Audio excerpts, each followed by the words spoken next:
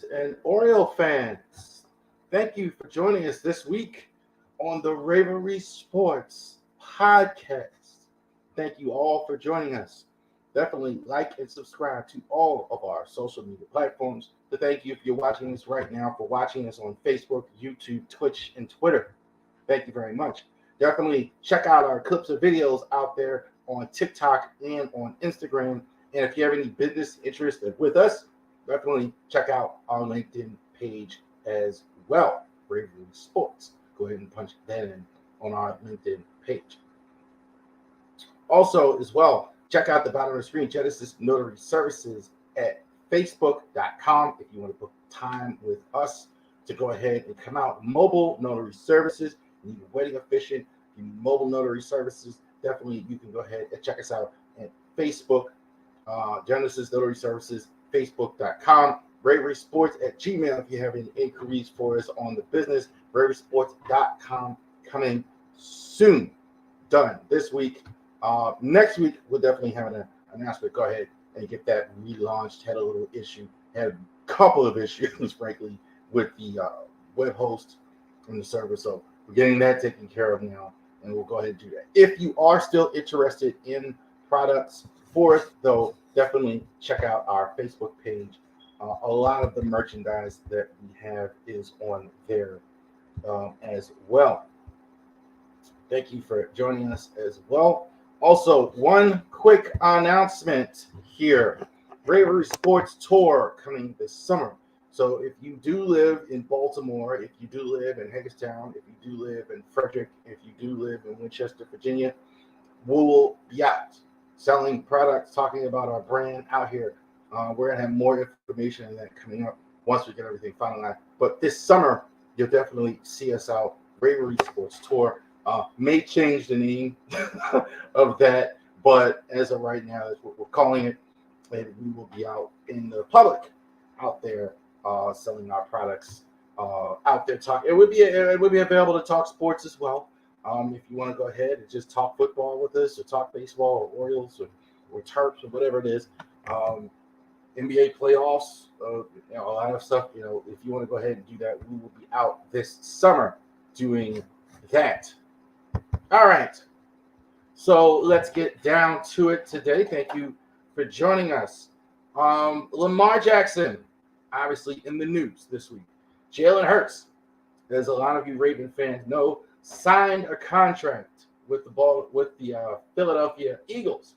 So apparently he's going to be the highest paid quarterback in the NFL. 6 years, over $300 million. Annual salary, highest down in the league, $1 million higher than Aaron Rodgers, number one quarterback in the league. Happened rather quickly. If you check out our Facebook page, I put that right there, especially, happened quick. Lamar Jackson, unsigned still by the Ravens.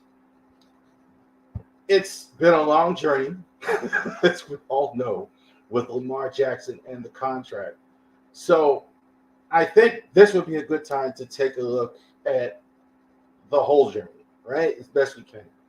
Kind of timeline it out. How did we get here? Okay, Lamar still unsigned. They did sign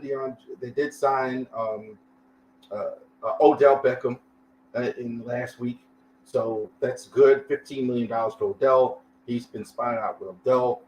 Rumor is, according to Michael Barty, NFL Insider, he has requested both Odell Beckham and DeAndre Hopkins to come back. Word is Ravens are, of course, if you're interested in DeAndre Hopkins, so he's still in signing move there.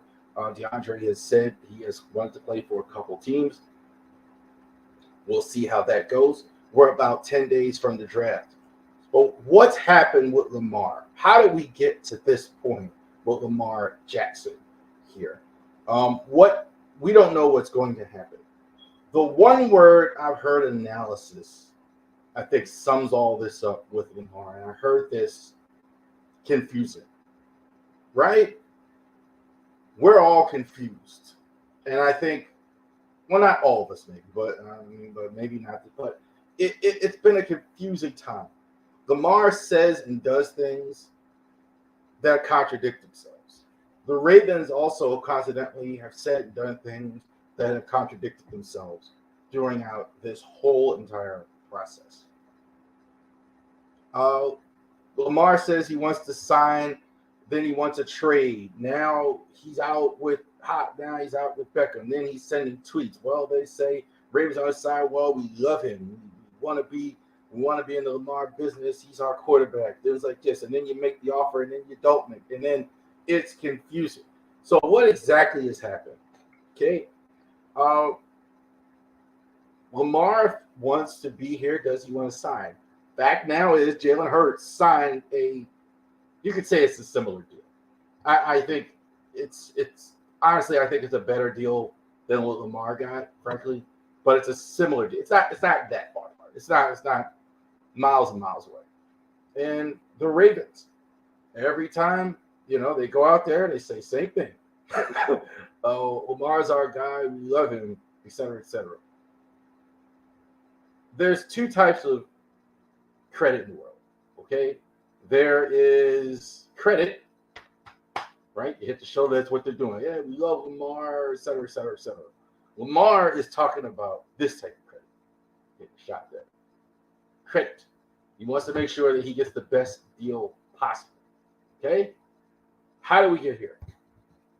Let's take a look at the timeline. So Lamar, 2018, he declares for the NFL draft, outstanding player at Louisville. He's selected 32nd in the first round by the Baltimore Ravens. So he had an outstanding college career. Every team pretty much passed on him in the first round. I think the Ravens were surprised that he was there. Hayden Hurst was actually taken ahead of him. Ravens take him with Joe Flacco on the team at the time. So Ravens thinking, okay, got to build for the future, got to have Joe Flacco on the team. Jackson in November 2018 makes his NFL debut, replacing Joe Flacco as the starting quarterback, leads the team to a 6-1 record down the stretch, and earns Offensive Rookie of the Month in December. A lot of people believe, and I'm one of them, that he might have saved the John Harbaugh's job at the time with this. John Harbaugh was in a lot of trouble at the time. He had missed the playoffs a couple years in a row, and he was 4-5. The injury, I always said at the time, was the worst time which Joe Flacco could have ever had for the injury, because there was no way he was going to get back in. 4-5, you keep losing, then you're not in the playoffs anyway, and then you want to see Lamar. What actually happened is they won 6-1. Well, now you got to keep Lamar in there, and that's exactly what happened. So Lamar becomes a starting quarterback, did a phenomenal job down the stretch, got the Ravens actually in the playoffs. 2019, the MVP season, has a breakout season, 14-2 record, setting NFL record for rushing and quarterbacks in a single season. He wins the MVP. That was the most phenomenal season I've ever seen anybody have as a quarterback. Definitely the reason why we're here is the 2019 season. He was outstanding all season long. The only time I think he wasn't outstanding was in the playoff game. Struggled terrible in the playoff game. Didn't play well. Whole team didn't play well. Tennessee beat him up at home. Really missed opportunity, I think, for the franchise there. 2020, Jackson leads the team to another playoff appearance. Struggles again in the postseason, losing in the divisional round to the Bills. So they did beat the Titans that year in the playoffs in the wild card round, and they did actually lose in the divisional round. I think they scored like 3 points in the playoff game. Lamar was really good all year. Not quite as good, in my opinion, in 2020 and 2019, but just about. I think like 2019, he had 36 touchdowns to 6 interceptions. I think it was 26-9 in terms of touchdown interception. So really good again. Just couldn't get the team over the hump as far as getting into the NFC Championship game. Lost in the divisional round. 2021 continues to be the Ravens to be one of the league's top quarterbacks, leading the Ravens to a playoff berth. However, team loses again in the wild card round to the Los Angeles Chargers. So again, losing in the playoffs. Outstanding year again, 2021. Really good, I thought, all year. I thought he played better in the playoffs this year that year as well. They didn't win, but I thought he was a little better. He's had playoff struggles. I think the critics and detractors of Lamar kind of mentioned that, like that he struggled in the playoffs a bit, but he's getting his team to the playoffs, as you see every year, doing well, getting his team into the playoffs.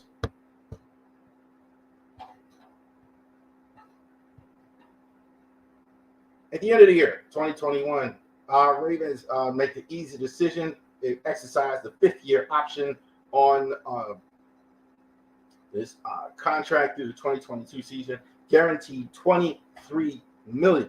Okay, so very easy to do. Very interesting. Last pick of the first round. Second round picks a lot of times don't even have the fifth-year option. It's usually only for first rounders where you have them for 5 years.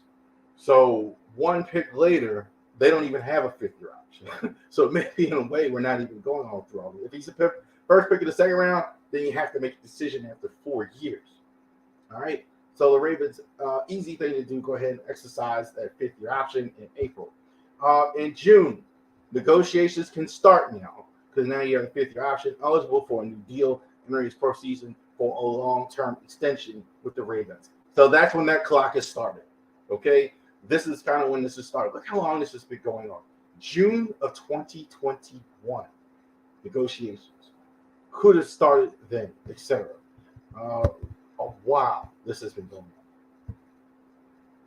Now, a lot of people keep bringing this up. Jackson suffers an injury in Week 14 loss to the Browns. This is 2021. Misses the final 4 games. Ravens missed the playoffs for the first time since he took over under center.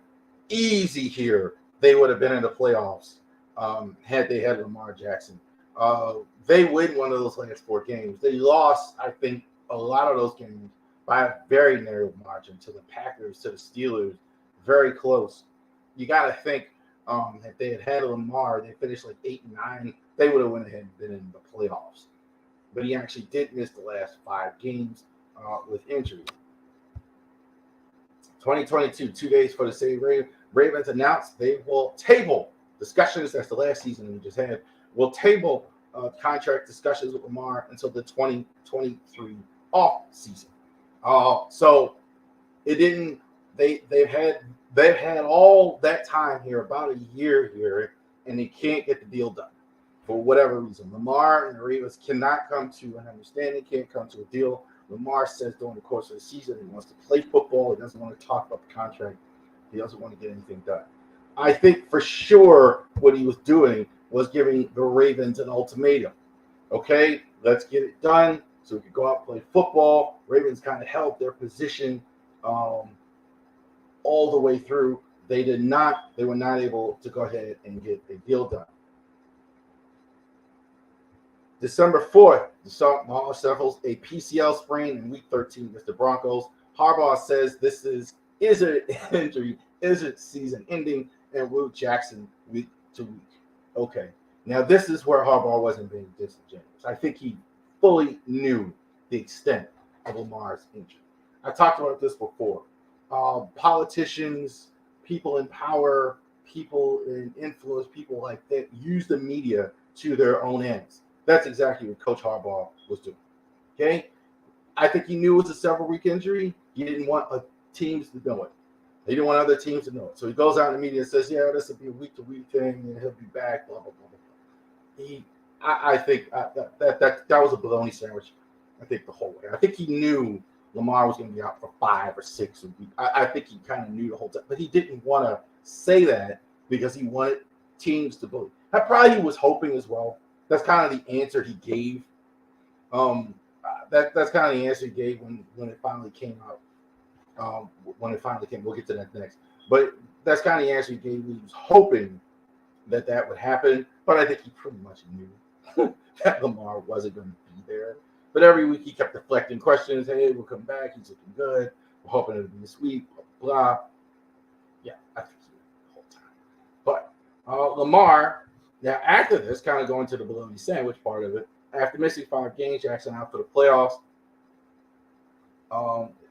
Missing the final 5 games, Jackson out for the team's playoff game against the Bengals, tweeting that the knee was unstable.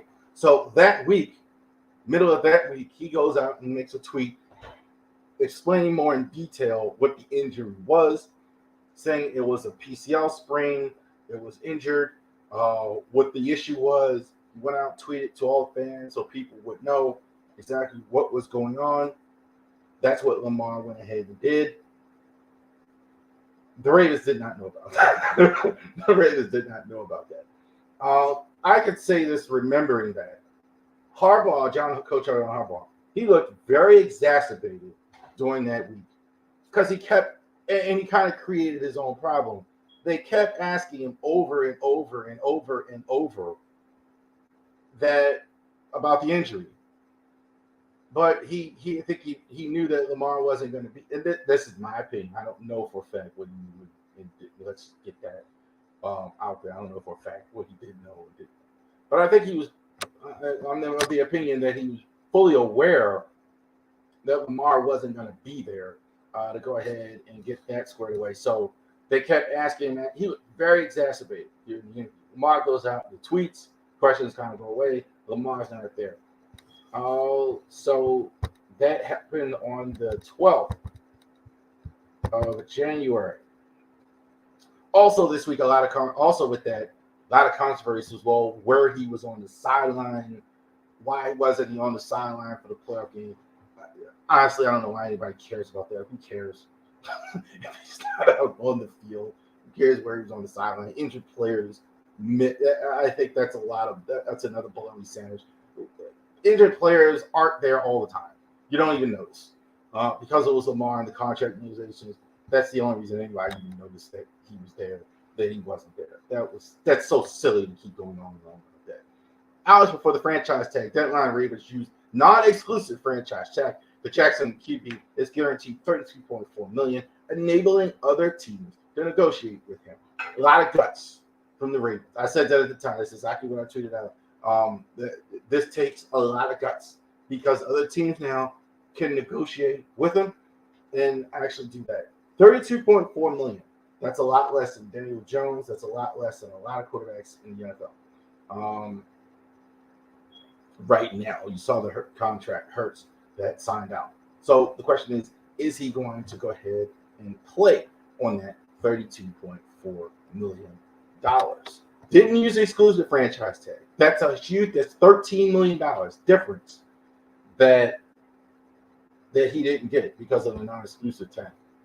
So Jackson go ahead March 27th, 2023, took social media announced he's officially requested a trade from the Ravens. The Ravens have not been interested in meeting my value.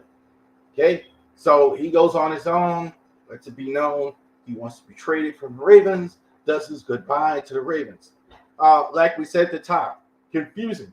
Okay, you requested a trade, but you're out with Odell Beckham. You're still talking to the Ravens, negotiating, reportedly. You're still doing all these things.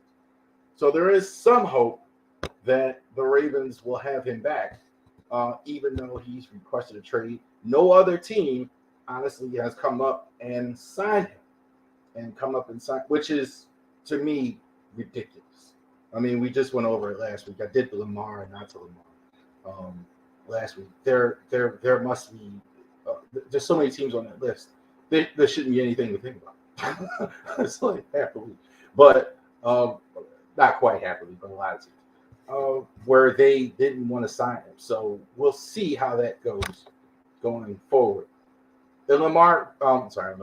The Ravens most recently reached a 1-year agreement with wide receiver Odell Beckham Jr. Lamar is out celebrating with Odell on the 10th, which happened last week. And we talked about that. So, again, he's asked for Odell. He's gotten Odell. So that's a good step in the right direction. And last week, I mentioned that the timeline throughout that thing. Also, too, in there, I'll reiterate again, a lot of people this week are giving Lamar credit for issuing ultimatum to the Ravens about getting Odell Beckham and getting DeAndre Hopkins. And I also believe the liar's lunch factored into that. You know, I definitely believe that they look so bad doing the lines. Lawrence Harbaugh and DeCosta look weak. Chad Steele was interrupting the conference. They wouldn't answer questions on Lamar in the media. They didn't do well, and I really believe that had a factor. That as much as well, I say that's not what Lamar didn't. Of course, they want to help Lamar out, but that is, I think, that factored in. So here we are, recording this on April 19th. We still have no signature for Lamar Jackson. We're a couple days from the draft. So if you're confused, I hear you. I understand why you fans are confused about the course of events that have happened. So we gave a little timeline exactly what happened here, all the events that lead up to this that happened with Lamar Jackson. Hopefully we can get a deal done. We've been saying this. I've been doing this now as a content creator now. I started ravorisports last February in concept, February 2022 in concept. We did our first stream right before the NFL season in September. And I've been talking about this the whole time.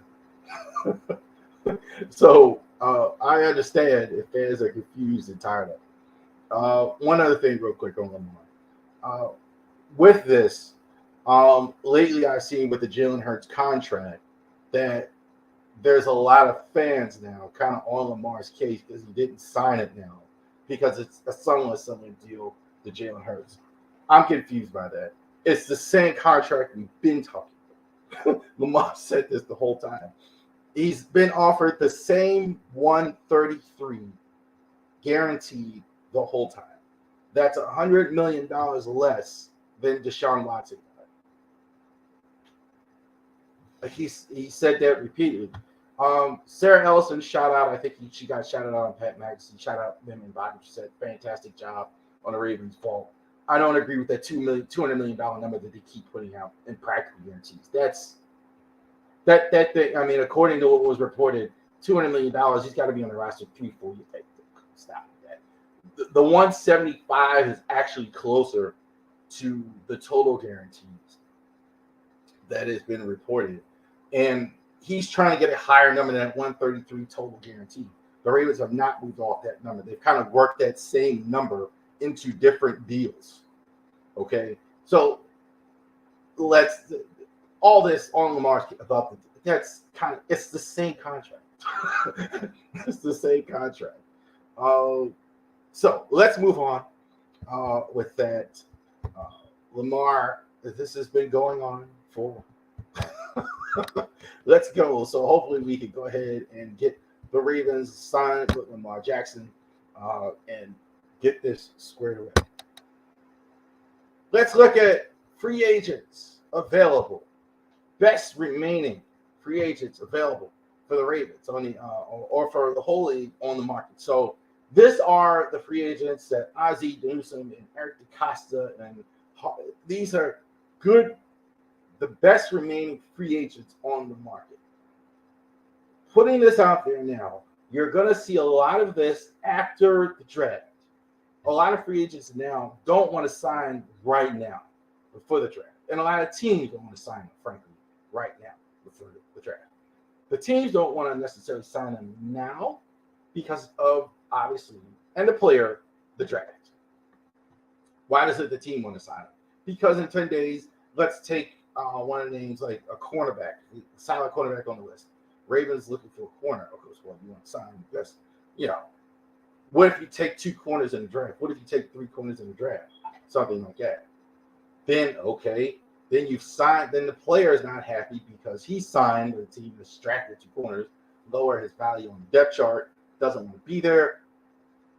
And also, the player doesn't get anything. So, best to wait, something like that. If the Ravens had their way, they want to sign all these guys. They make the whole team like this because this is kind of what the Ravens do. They kind of operate in this space with vets. This is a good list too, in my opinion, of guys that the Ravens should be interested in. One guy is a former Raven, number 1 on the list, Yanni Ngakoue. it's funny he's on the list a lot. Several teams of them, but 28, good pass rushing stats. If I don't think he does anything else well. I think that's kind of why the Ravens let him go on the team. He's kind of streaky with his sack production, even though he has it, and he's also doesn't really do anything else well. Doesn't really stop the run. He's more situational. That's why I think he's on the list. I think if the Ravens were to resign him or any other team would sign him, I think that's what you're getting. I think him in a rotation, I think would absolutely work. Who to four, best defensive tackle on the market. Signed for played for several years with the Seahawks. Played for several years with the Seahawks. Full body of work. Big guy. Something definitely that's a guy that you do want to sign if you are any team big D tackle that has a D tackle. The best one out there available. Shaquille Griffin, up and down as a corner, 28 years old. That's probably why he's available. Had some good seasons, had some bad ones. I think he's definitely a guy you could definitely take a chance on as a starter. I think like if you have a good corner, he's a guy that you definitely could sign. I think definitely somebody to take a team looking for a corner to look at. Jadeveon Clowney looks like he's on this list every year, kind of like Ndakwe. Jadeveon Clowney, I got no problem with Jadeveon Clowney as a starter. I think like his best situation he just left. Frankly, I think he's a better run stopper than what people think he is. He's a decent enough pass rusher. I think he's overstated as pass rusher because he's a former number one pick. But I think that's kind of the role he should be in. If you have like a Myles Garrett in him, that's pretty good. I think like a team where if you're not expecting him to be your number one guy and take 2-3 guys, I think Jadeveon Clowney would be a good fit. Ravens had this guy in Rock Ya-Sin for the Las Vegas Raiders. Outstanding defensive back. I'm surprised he's actually out here available. He's not half bad. Maybe didn't reach his full potential, but still young. I mean, 27 years old. Outstanding. But maybe outstanding is overstating, but pretty good veteran corner. I think the Ravens would do well actually signing a guy like Rock Ya-Sin. Here's a guy I like a lot, Isaiah Wynn. 27 years old, played with New England, a tackle. You could put him anywhere on the line and start him. Outstanding. Very good, I think, offensive tackle with New England. Why is he available? Injury issues. That's I think the only reason that you wouldn't have him on team. But he's been injured several times. I think that's why New England isn't jumping on him, but he's pretty good. Dalton Reiser kind of got replaced by Ben Powers in Denver. Got into a fight with Brett Rippon Christmas time on the sideline. So he's going to go ahead and be out there. It's not a bad starter. I think like to sign him, I think absolutely if the Ravens or another team like needs a guard after the draft, definitely sign it. Our guy, Marcus Peters. Marcus is 30 years old now. I'm a little surprised the Marcus been so soft for him. Maybe not quite what he was, but he was decent enough last year. I think this is definitely a guy Ravens especially going to look at after the draft, see how the board works out for him. I'm not sure he'll be back with the Ravens because I definitely think the Ravens are going to look at corner during the draft. And also, too, they brought in Rock Ya-Sin, so we'll see how that goes. Last section here, Leonard Floyd, 30 years old.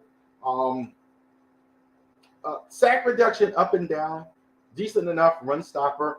I've got no problem with any team signing Leonard Floyd. I think it's a good value signing. I think to go ahead and get him squared away, played pretty well with a couple of teams. Donovan Smith, longtime Buck. Probably not the same player at a premium position. Again, no problem with him signing as a one-year starter at the tackle. Made a lot of money in Tampa. They kind of shedding salary, so I think that's what happened to him. But yeah, I've got a problem with the team starting Donovan Smith as the tackle. Connor McGovern, Jets out there is another kind of similar bucket as Donovan Smith. Just kind of got numbers in, pull him out. Still may resign with the Jets, but he can play center, he can play guard. 30 years old, and Justin Houston is on the list. We all think Justin Houston is going to be back. A lot of people are talking like he's still not a free agent, but he still is a free agent. Age is the only reason he's available. Had he been 27, 28 the season he had last year, he absolutely would have been available. Very nearly had. I'm actually surprised that he didn't get 10 plus sacks last year. I was a little surprised that that didn't happen. Suspect that he'd be back with the Ravens. So you look at that list. These are guys, names you want to look at. That was my top 12 guys you want to look at for signings after the draft. I think the Ravens kind of have a lot of those guys on the radar. I think a lot of teams have a lot of those guys on the radar. So those are the best veteran contributors to it. And I think those are names that can actually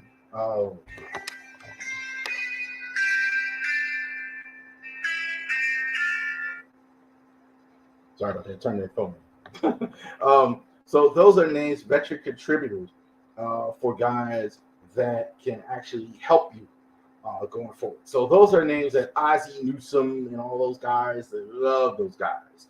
Guys who are veterans, low cost. In some case, like I don't think there's a much difference between a Donovan Smith and maybe a higher price free agent if you're signing a tackle. Possibly. You could go ahead and get a guy, at a fraction of the cost. That's right player, right price. Those are those guys on that list for the Ravens. All right, so we did that. Thank you for going along with that as far as that goes. So let's move to baseball. So we'll do our Big Five baseball questions. So we're going to do some larger MLB content before we get to the Baltimore Orioles. Can the Rays win the AL East with the hot start? So they won their first 13 games. So they were outstanding the first 13 games. They eventually did lose a game. I mean, of course you're going to lose with 162 games. Can they win the AL East? You bet they can. I love the work. I mean, even the owner of the Orioles, John Angelos, loves the way they do things. They lock in on starting pitching. They do it. And they always seem to get enough offense or more offense to go with the good starting pitching. And that's exactly what's going on. They're scoring runs. They're off to a good offensive start. So I don't think they'll be able to maintain the good offense that they've had to win the division. But they certainly can do it. I've got no problem with that. Already the Yankees, Stanton is hurt again. Chicago Stanton is hurt again. So I have no doubt. I'm still not going to say yes to that. I don't think their offensive is going to stay, but certainly they could. I mean, it wouldn't shock me if they, Also, too, when you get off to a hot start like that, you get a chance to run it hot. The biggest one was the old school fans, the Detroit Tigers in like '84. They were like 35-5. They just blew everybody else. Everybody else was just in the dust. So by the time everybody else got themselves together, they were running and hiding. I don't know if that's going to happen, but when you have a hot start like that, that's definitely possible. Which team has the best defense in the MLB? So now we've seen rules with the shift. Defensively, who's the best team? I think it's the Cleveland Guardians. They have several guys, Steve Kwan, lots of good defensive players on that team. I think they had like 4 or 5 guys, I think, win Gold Glove for them on that team. So definitely that's a franchise that's good defensively. I think they're pretty good. I think the Guardians are pretty good. I think the White Sox are going to be a little bit above them, but those things, intangibles, especially in that defense, we don't have, especially in that division, rather, we don't have great teams. I love good defense in baseball. Love diving catches. Love great defensive effort and things like that. My favorite years in baseball, still to this day, is the 1989 Orioles, the Why Not team. And that's what that was. And that's they're a team that's that's if they were, that's kind of what the route they took last year. So I like the Guardians for the best defense in the MLB.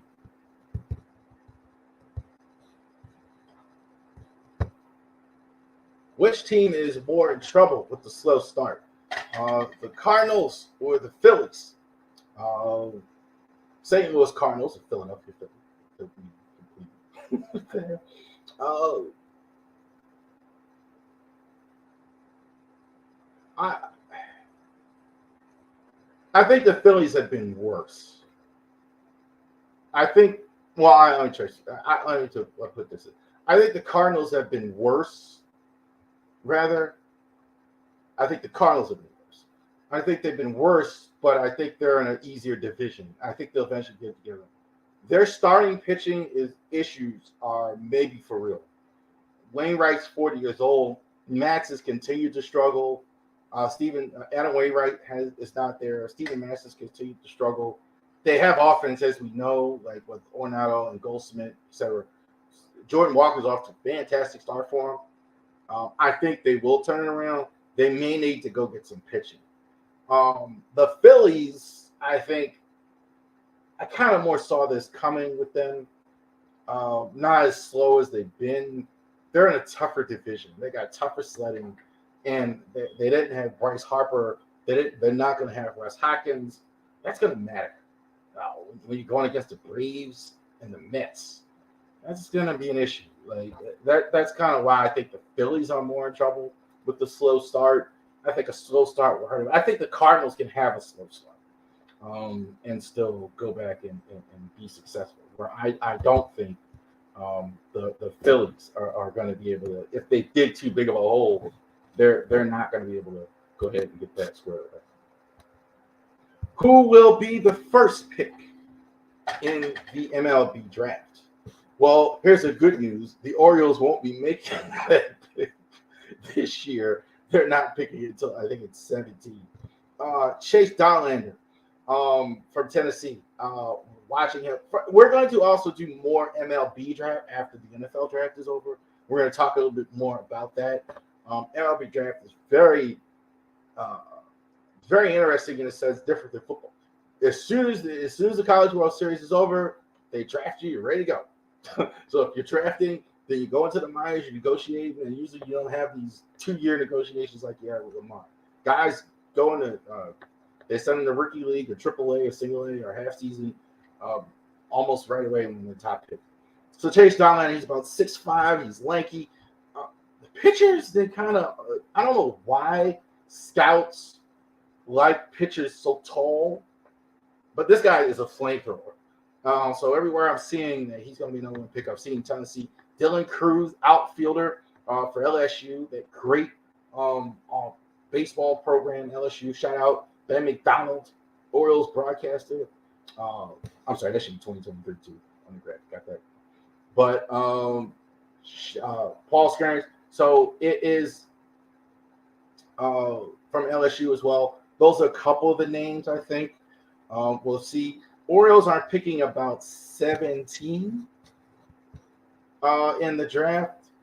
Maybe a game like Noble. We'll see how that goes. So we'll go over more of that draft. We'll go over more of the draft here after the NFL draft is over. And lastly, is Adley Rutschman now the best catcher in the MLB? I'm going to say no still. It's tempting to say yes, as good as he's been. Adley's been phenomenal. We're going to talk Orioles here more in a second. But Adley's, it's hard not to be impressed with Adley. Just everything I've seen. His plate discipline for a young player is one of the best I've seen.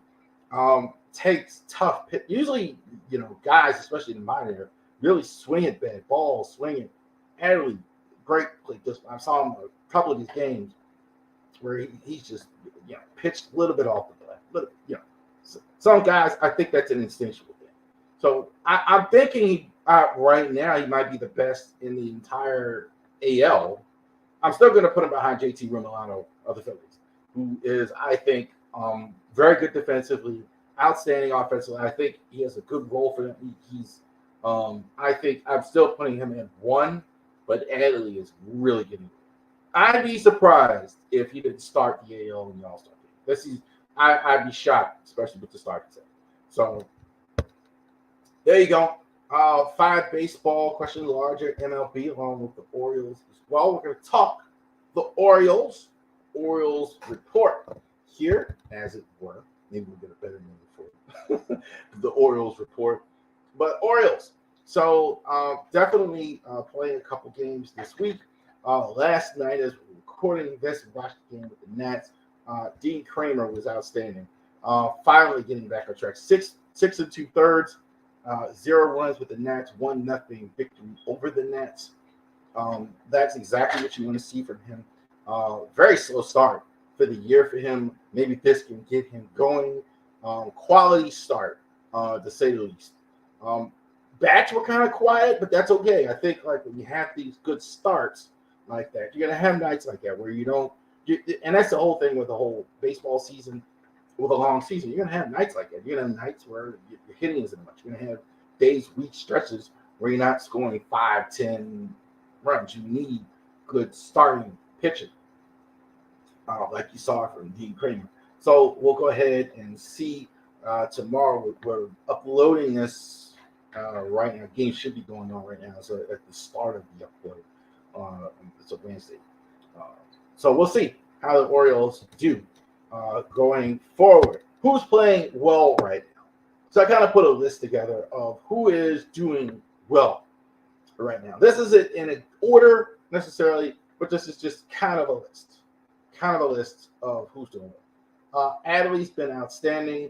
Mountcastle, I'm putting him in the well category. He's hitting for production. A lot of average, he's not where he wants to be, but I'll take those home runs that he's delivering. I'll take that. Jorge Mateo. All the hate he gets, I don't really get it. Very good defensive player. Should have been Gold Glove, I thought, last year. Or came close to winning the Gold Glove. Runs the bases well, steals a lot. He's a better base stealer than Cedric Mullins is. One of the better in the entire league. Doesn't hit for a high average, but he's off to a good start this year. So I really don't understand all of the negative with him. Austin Hayes off to a good start. He needed to have a good start because especially all the outfield talent in the minor league. Kyle Gibson has been fantastic in these first couple starts. Danny Colby out of the bullpen. They've had to make some trades, had some injuries here. Mike Baumann, good start. Not former starter. This is a role he should be in, maybe a veteran starter, a veteran reliever. I think it's good for him. Batista, bad first outing, lights out ever since. So he's been outstanding. Not worried about him at all. I think he's their best pitcher, starter, or reliever. It was Batista. Well, blazing fastball. So those are the guys that are, I think, off to a good start. Struggling bit. Gunnar, not off to a great start. No other way to say it. I think he's coming out of it a bit. I'm not too concerned about it. But Gunnar, not so great here at the start. Anthony Santander, again, not so good here at starting. Very streaky. Anthony Santander. He's always kind of been that type of guy, not off to a great start. Ryan McKenna, a lot of fans have fans that he is still on the roster. he had that ridiculous ball bounce off his head, which that's just crazy. Elementary stuff there. Again, sorry about that. So Ryan McKenna, still up there. I'm finding it hard to believe he'd stay on the roster all year with all these out with Kerstad and Cowser. He's not productive enough offensively in the outfield. I think you need to be more productive offensively. You could kind of get away with that second base, shortstop, maybe catcher, but I don't know if he's any more than a third or fourth outfield. Dean Kramer did have the good start yesterday, but he's been terrible before that. Not good for Dean Kramer. I think hopefully that can get him going, turn around. Now, even though that wasn't a very good team, the Nats aren't very good, but hey, maybe that can get him going. Keegan Aiken, I think he's not been good either. He's so inconsistent. He's good at times. He's not good at other times. Kind of reminds me of Bradish in that sense. People get so enamored when he is good, and then he struggles other times. And Cole Irvin struggled. He struggled so bad. He struggled so bad they sent him to AAA Norfolk. Didn't see that coming. This was their big veteran move in the offseason. Getting a guy like Cole Irvin.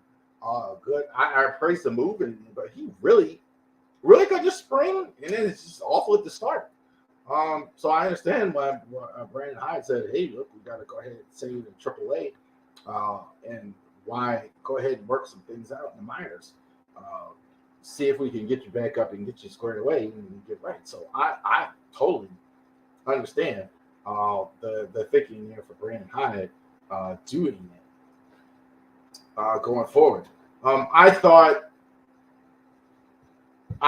that Irvin did struggle, does deserve to go in the minors. I'm actually, in a way, glad to see them taking quick action on guys that aren't performing well. So we'll see. The pitching depth, I've been saying it over and over with the Orioles, issue going forward. That if there is a thing, offensively, you're not worried about anything. Even the guys that are struggling. We know Gunner's going to turn it around. We know Santander is going to turn it around. And they have offensive pieces. Cedric Mullins, not a great start, but again, I can kind of see, it turning a bit. Mountcastle with the low average, but he's, that kind of is what that's kind of what he's going to be. He's not going to be a high average guy. He's got it higher than like 220, I think, whatever it is. But he's gonna hit the long ball. He's gonna be productive hitting home runs. I think that's gonna be the thing with them. But do you have enough starting pitching to go ahead and compete with these teams?